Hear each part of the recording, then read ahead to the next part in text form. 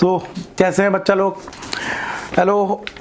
देखो, आज हम डिस्कस करने वाले हैं नेशनल इनकम के बारे में, और नेशनल इनकम का एक टॉपिक डिस्कस करने वाले हैं जो कि है प्रोडक्ट मेथड। तो ऑलरेडी मैं आपको बता चुका हूं कि 3 मेथड होते हैं, इनकम मेथड, दूसरा आपका एक्सपेंडिचर, और एक है प्रोडक्ट मेथड। अभी मेरे से निकलने वाला था इनकम, स्ट्रेट लाइन मेथड और डिमिनिशिंग मेथड। कॉमर्स वालों का ये हाल है, हो जाता है। चलो कोई नहीं।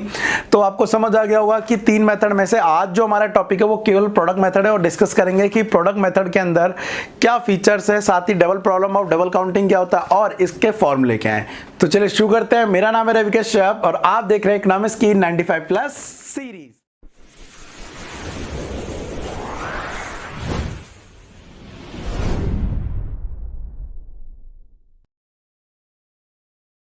तो स्टूडेंट्स, आज डिस्कस कर लेते हैं हमारा प्रोडक्ट मेथड, और प्रोडक्ट मेथड का दूसरा नाम क्या है हमारा? Value added method. Value added method. देखिए, आपको एक चीज बता दूं, आज मैं आपके साथ इसको थ्योरेटिकल डिस्कशन करूंगा, क्योंकि थ्योरी भी आपको इसकी पता होना चाहिए, और अगले पार्ट में मैं इसके 2-3 न्यूमेरिकल डिस्कस करूंगा आपके साथ कि कैसे सॉल्व किया था, लेकिन आपको थ्योरिकली उस पर मजबूत आना पड़ेगा। तो सबसे पहले समझिए वैल्यू एडेड मेथड क्या होता है। इसमें क्या होता है, देश के अंदर जितना भी प्रोडक्शन हो रहा है उसको जोड़ लिया जाए तो देश में क्या निकाला जा सकता है? देश का टोटल प्रोडक्शन, देश की टोटल इनकम निकाली जा सकती है। देखो कैसे। In this method, money value of goods and services produced in an economy is computed. कितना भी प्रोड्यूस हो रहा है उसे कंप्यूट किया जाता है। There is 2 way to estimate national income according to this method. पहला, final product method. In this method the market value of final goods and services produce in a country are include. जो final goods है उसके price को add कर लिया जाता है economy में। The market value is computed by the multiplying all the final goods and services। जितना भी फाइनल गुड्स है उनके सबके प्राइस को जोड़ दिया जाता है, ठीक है, in a country with their respective market price के हिसाब से। This method is not used much, ये ज़्यादा यूज नहीं किया जाता है due to a problem of double counting. ये क्या है समझिए, पहले इसको ही समझ लो। मान लीजिए कि हमने कि एक होता है वीट होता है, ठीक है। अब वीट वाले ने अपना गेहूं जो था, मतलब गेहूं वो 5 रुपए के हिसाब से बेचा, तो उसके लिए तो ये फाइनल प्रोडक्ट है, गेहूं बेच दिया।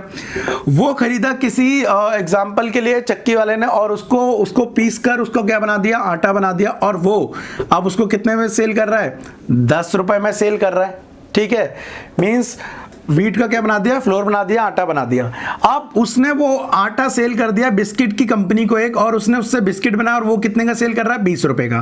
तो अब देखिए, वीट का फाइनल प्राइस है 5 रुपए, आटे का फाइनल प्राइस है 10 रुपए, और बिस्किट का फाइनल प्राइस है 20 रुपए। तो टोटल प्रोडक्शन 3 चीजों का हुआ। इन तीनों चीजों को जोड़ दें तो टोटल इनकम निकल के आ रही है 35 रुपीज। 35 रुपीज। लेकिन ये गलत हो जाएगा। ये क्या हो गया? ये हो गया प्रॉब्लम ऑफ डबल काउंटिंग। क्यों? क्योंकि जब मैंने 5 रुपए का ये सेल किया तो इसको कॉस्ट 5 रुपए पड़ी थी, और इसने कितने ऐड करे? अपने 5 रुपए ऐड करे। तो टोटल यहां पर लिख कितने लिए गए? 10, लेकिन लिखने कितने थे? 5। ऐसे सेम चीज यहां पर इसने 20 का सेल करा, लेकिन 10 की तो उसको कॉस्ट पड़ी थी, और इसने कितने ऐड करे? 10। मतलब यहां पर ये वाला 5 रुपए यहां ऐड हो गया, और ये वाला इसका जो 10 रुपए था, मतलब ये वाला 5 रुपए भी यहां पे एक तरह से ऐड ही है ना। तो एक ही प्राइस 2-3 बार काउंट हो चुका है, तो जिसकी वजह से आपकी जो नेशनल इनकम निकल के आएगी वो बहुत ही ज्यादा निकल के आएगी, है ना। इसे बोलते हैं प्रॉब्लम ऑफ डबल काउंटिंग। इसलिए फाइनल गुड्स के प्राइस को ऐड करके ज्यादातर नेशनल इनकम नहीं निकलती। अच्छा, निकाली भी जा सकती है, तो कैसे?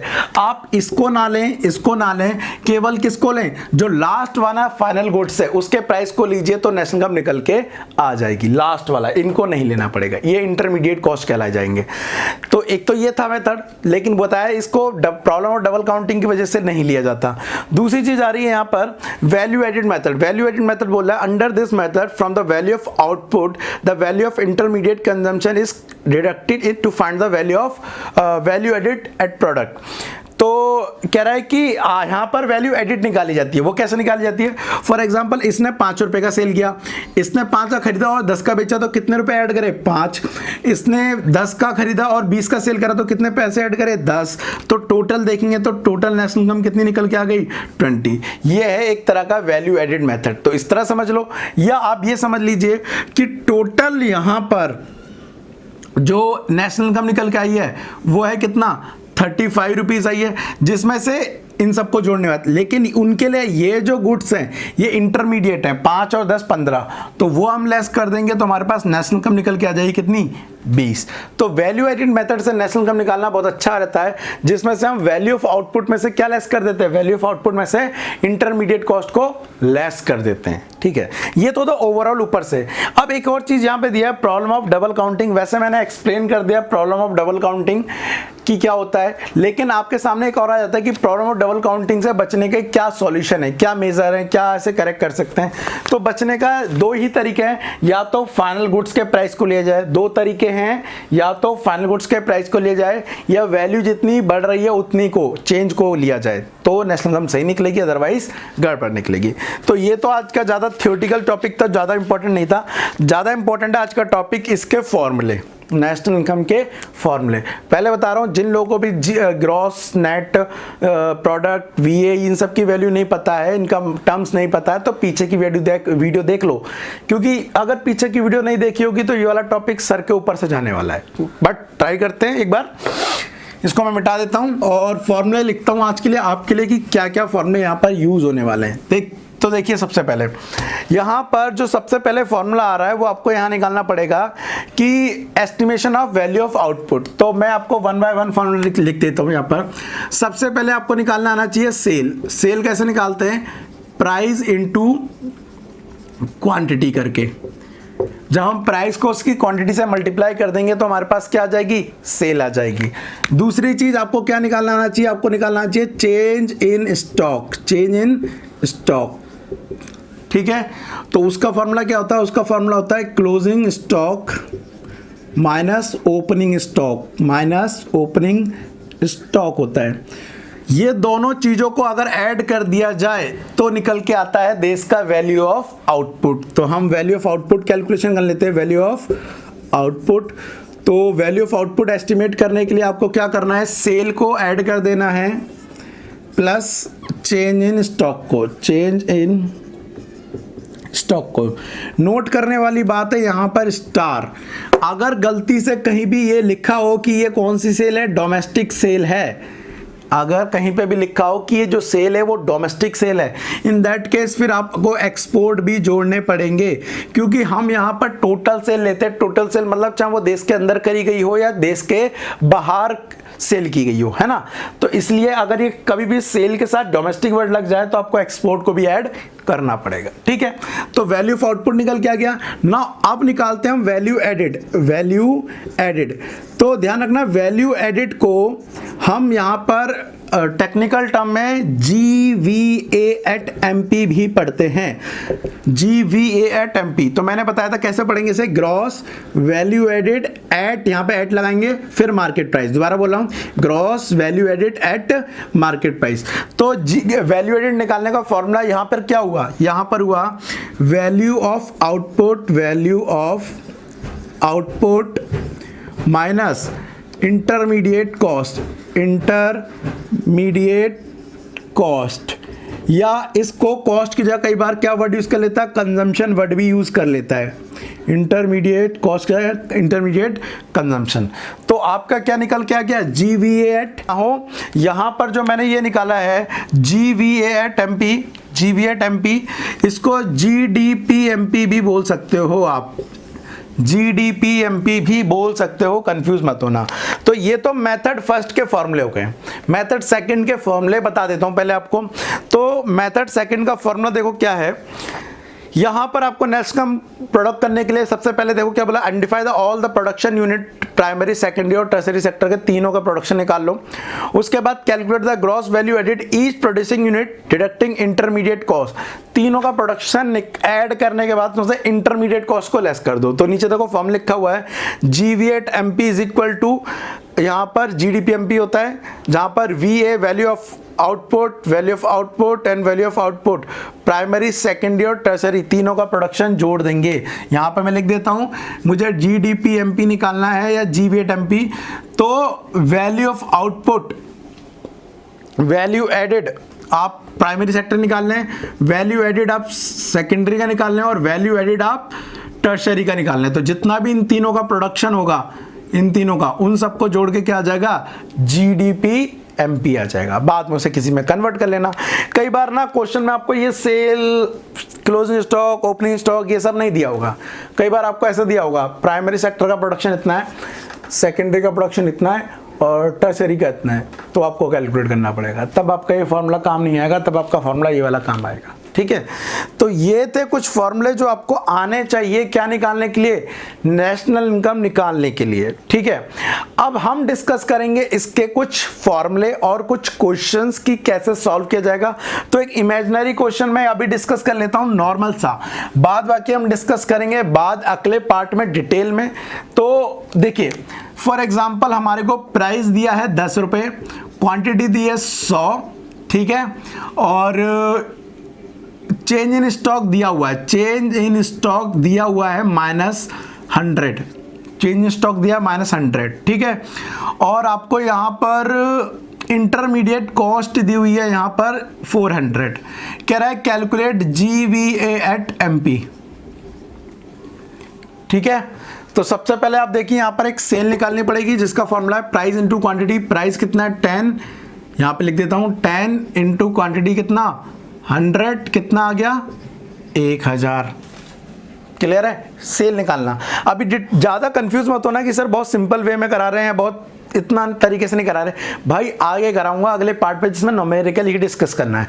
इस चैप्टर या इस पार्ट का मोटो केवल इतना था, आपको फॉर्मूले याद दिलाना या फॉर्मूले लिखवा देना। तो मैं फॉर्मूले लिखवा रहा हूँ एक तरह से। ठीक है, तो मेरी सेल आ गई 1000, चेंज इन स्टॉक मेरा दिया हुआ है, कैलकुलेट करने की जरूरत नहीं है, -100, तो मैं वैल्यू ऑफ आउटपुट निकाल लेता हूँ। सेल कितनी निकली मेरी 1000 और चेंज इन स्टॉक दिया -100, तो टोटल कितना आ गया 900। ध्यान रखना एक्सपोर्ट देने की जरूरत नहीं है क्योंकि जो सेल दी है वो मानेंगे टोटल सेल है, उसमें एक्सपोर्ट ऐड करने की जरूरत नहीं है क्योंकि डोमेस्टिक नहीं लगाया। नाउ अब वैल्यू एडिड निकाल लेते हैं। तो वैल्यू एड मतलब GVA at MP, value of output निकला 900 और इंटरमीडिएट कॉस्ट कितनी निकली है वो तो दी हुई है 400, तो आंसर कितना आ गया 500 रुपये आ गया। क्या मेरा GVA एट MP आ गया। तो आज वाले पार्ट में मैंने बस आपको इतना क्लियर किया कि प्रोडक्ट मेथड के फॉर्मूले क्या है।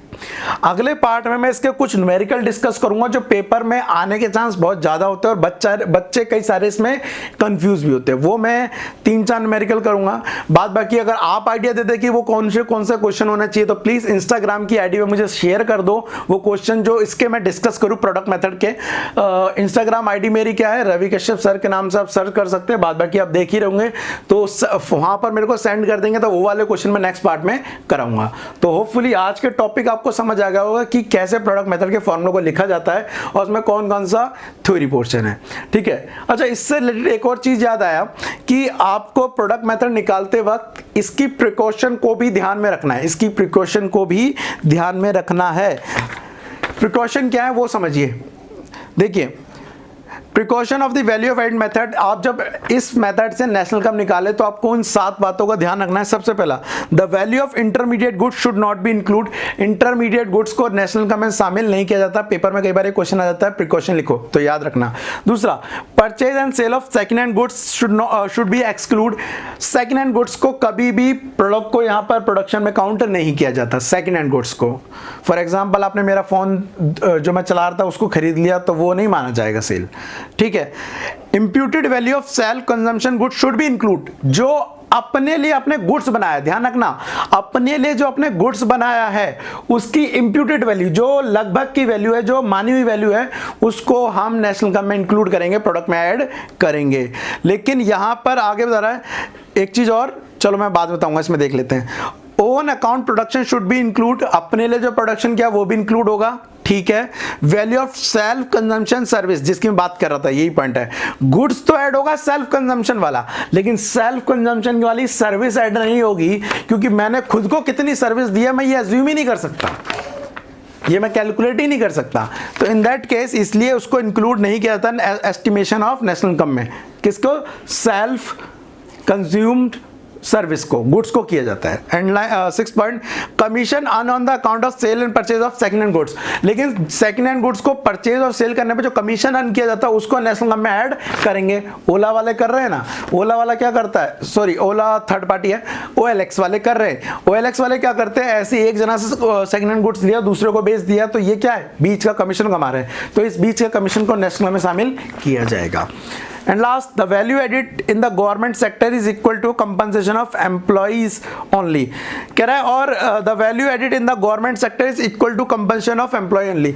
जो गवर्नमेंट का मानेंगे वो उतना ही मानेंगे जितना उसने कंपनसेशन को दिया है एम्प्लॉय को। तो ये सारी चीजें आपको ध्यान में रखनी है नेशनल इनकम को एस्टिमेट करते वक्त। तो मैंने आपको यहाँ बता दिए सारे तरीके कि आज के टॉपिक में क्या क्या है। आज के टॉपिक में हमने पढ़ लिया कि प्रोडक्ट मेथड क्या होता है, इसके मेथड क्या होता है, प्रॉब्लम ऑफ डबल काउंटिंग क्या है, इसके फॉर्मूले क्या और इसकी प्रिकॉशन क्या है। पेपर में आने लायक है, बहुत ज्यादा इंपॉर्टेंट क्वेश्चन है।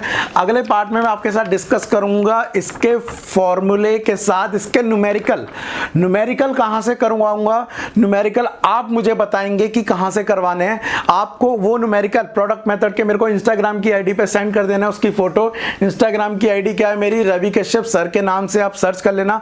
फटाफट वहां पर क्वेश्चन सेंड कर दो ताकि मैं उन क्वेश्चन की इमेज लेकर उसकी फोटो लेकर आपको अगली क्लास में वो सॉल्व करा सकूं। तो होपफुली आपको आज का टॉपिक समझ आया। अगर ऐसा है तो प्लीज एक लाइक कर दो, साथ ही अपने ट्यूशन मेट और क्लासमेट के साथ इस वीडियो को शेयर कर देना ताकि उन्हें भी ये टॉपिक समझ आ जाए। और अगर नहीं समझ आया मेरे भाई तो कमेंट कर दो कि ये टॉपिक समझ नहीं आ रहा है सर। ठीक है, तो मिलते हैं नेक्स्ट वीडियो में, तब तक के लिए thank you tata, bye bye.